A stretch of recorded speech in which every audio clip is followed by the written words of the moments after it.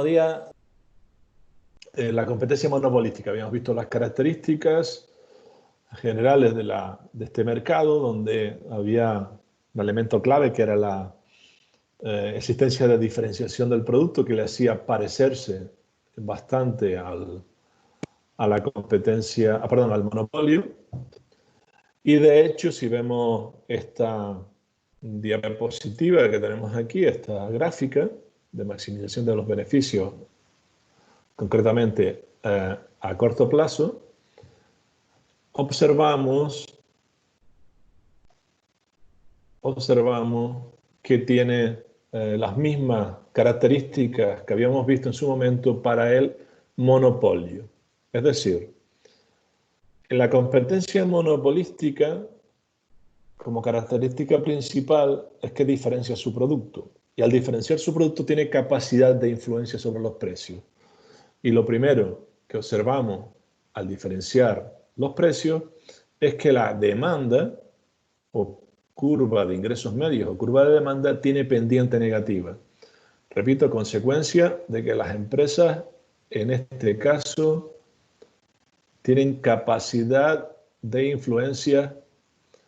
A ver, las empresas no son precios aceptantes, ¿vale? Como habíamos dicho en el caso de la competencia perfecta.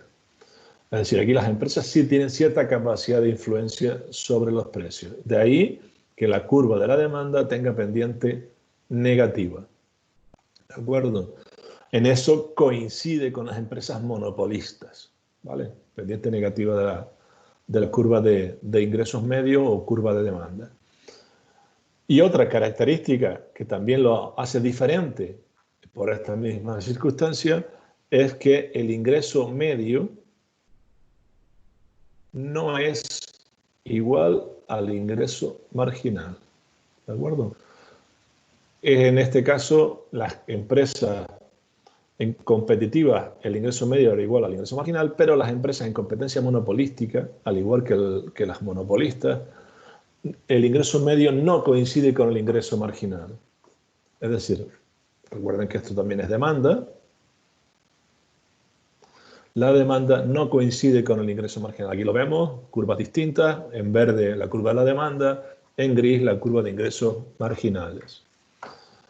Y como también habíamos visto en el monopolio, aquí la curva de ingreso marginal y coste marginal es el momento en que la empresa decide o toma la decisión del nivel de producción que maximiza el beneficio, ¿vale?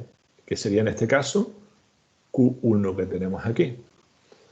Es decir, esta es la misma condición que teníamos para el monopolio, que el ingreso marginal sea igual al coste marginal. ¿Y en qué punto el coste marginal iguala al ingreso marginal? Pues en este punto que tenemos aquí, que estoy pintando en amarillo. El ingreso marginal igual al coste marginal. De ahí, pues evidentemente, obtenemos Q sub 1, que es el nivel de producción, Q asterisco, que teníamos aquí, el nivel de producción que maximiza el beneficio, en este caso de la empresa en competencia monopolística a corto plazo. Importante, estamos hablando del corto, corto plazo. Y al igual que veíamos el caso del monopolista, una vez tengamos este punto de que ingreso marginal es igual al coste marginal, prolongamos hasta la curva de la demanda y hallaríamos el precio, que lo tenemos aquí ahora. Recuerden el proceso, que es lo que habíamos llamado nosotros estática comparativa. Proceso inicial, igualamos ingreso marginal al coste marginal, de ahí obtenemos el nivel de producción que maximiza el beneficio, en este caso Q sub 1, luego prolongamos hasta la curva, hasta encontrar la curva de ingresos medios o de demanda, y de ahí obtendremos el precio de equilibrio, que en este caso sería P sub 1. ¿De acuerdo? Con eso estamos maximizando igual que hacíamos en el monopolio. No hay diferencia ninguna. Ante esta situación muy parecida, repito, al monopolio, tenemos lo siguiente. Tenemos aquí una circunstancia. Obtienen estas empresas beneficios extraordinarios. Lo estoy señalando aquí. Es decir, beneficios por encima de lo normal. ¿Qué ocurre? Existen beneficios extraordinarios porque la diferencia entre el precio y el coste total medio que tenemos aquí, el precio es mayor que el coste total medio. Por tanto, si el el beneficio por unidad es que estábamos hablando, es positivo, pues evidentemente los beneficios extraordinarios que vemos aquí representados en esta superficie. Pero claro, esto también ocurría en el monopolio. ¿Pero qué ocurre ahora? ¿Cuál es la diferencia? ¿Cuál hay una característica también importante en la competencia monopolística? Que es la libertad de entrada al mercado. Es decir, hay otras empresas que podrían perfectamente entrar al mercado.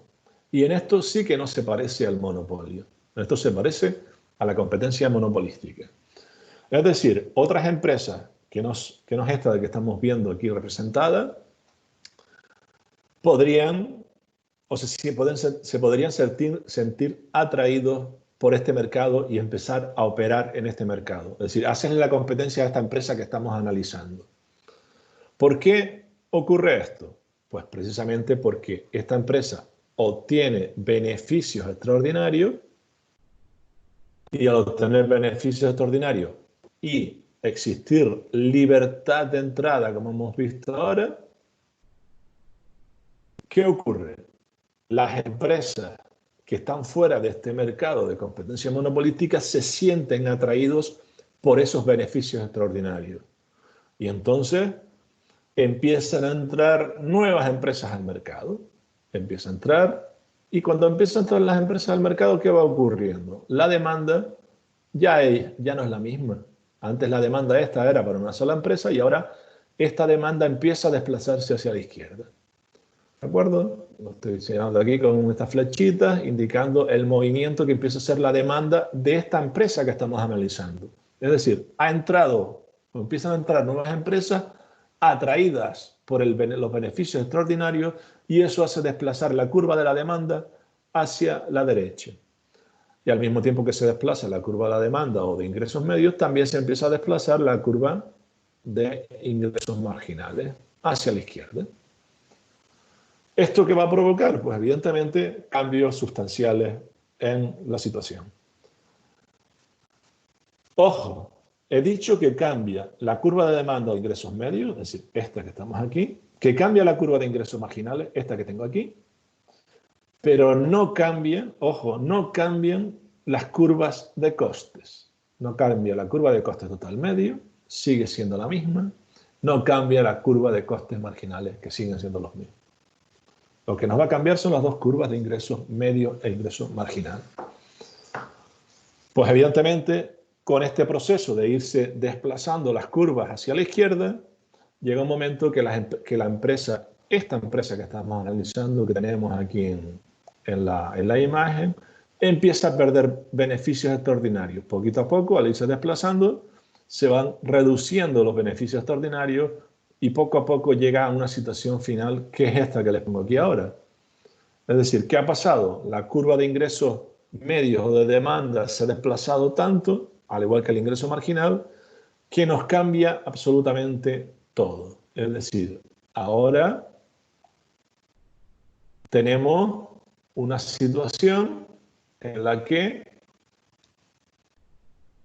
el nuevo punto de cruce, como estamos viendo, es este que está aquí, es nuevo, donde ingreso marginal igual al coste marginal. Esto nos da un nuevo nivel de producción que maximiza el beneficio y finalmente nos da un precio, pero que en este caso, este precio que estamos viendo aquí, va a coincidir con los costes totales medios. ¿Qué ha ocurrido, por tanto? ese desplazamiento de la curva de la demanda hacia la izquierda, llega un momento en que la empresa acaba perdiendo todos los beneficios.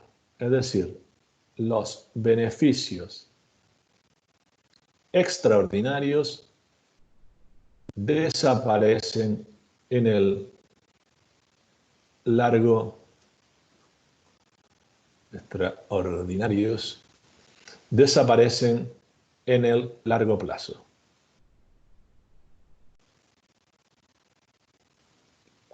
Y esto es un proceso, es decir, no es el momento que estemos en la situación anterior y pasemos definitivamente a esto. Es decir, estábamos en esta situación, poquito a poco la curva de la demanda se va desplazando hasta que finalmente llegamos a esta situación en la que los beneficios de esta empresa han desaparecido. Los beneficios extraordinarios solo permanecen lo que habíamos denominado los beneficios normales.